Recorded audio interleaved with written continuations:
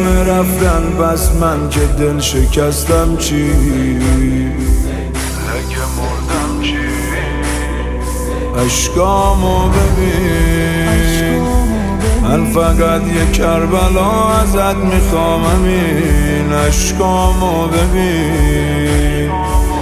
نکنه دوباره جا بمونم اربعین، نکنه دوباره جا بمونم اربعین.